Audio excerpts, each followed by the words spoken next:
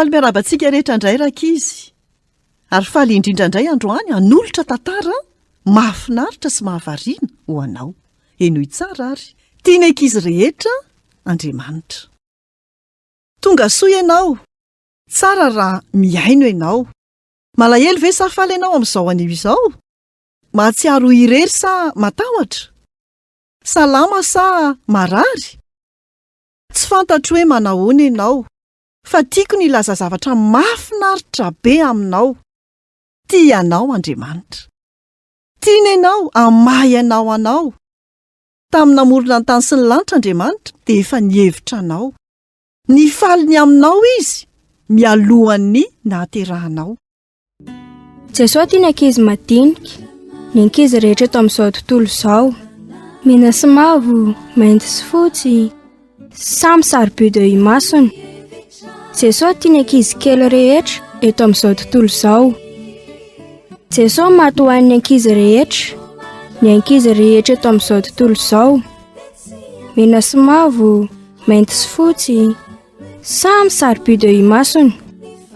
Jesosy matoa ny ankizy eto amin'izao tontolo izao.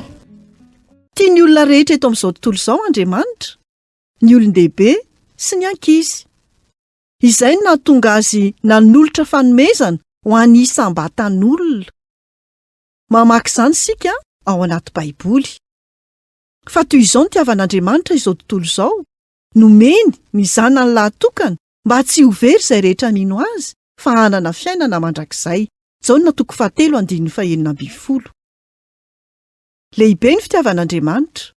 Nomeny ny zanany lahatokana tetỳ an-tany ho faty noho ny fahotantsika. Nalevina Jesosy, kanefa afaka teloana dia natsangan'Andriamanitra tamin'ny maty. Eto dia manasa anao hinon Jesosy Kristy Tompo ho mpamonjinao sy Tomponao.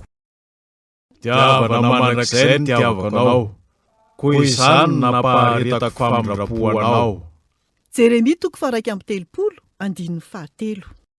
Tianao ve ny anaiky ny antson'Andriamanitra?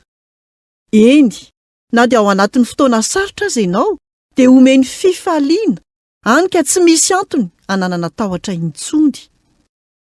Miaraka aminao foana Andriamanitra, tsy manam-pahataperana ny fitiavany. Mahalala izany ve ny namanao? Lazao aminy fa Andriamanitra tia azy ireo ihany koa. Izay indray no anjara hafatra ho antsika tamin'ity anio ity.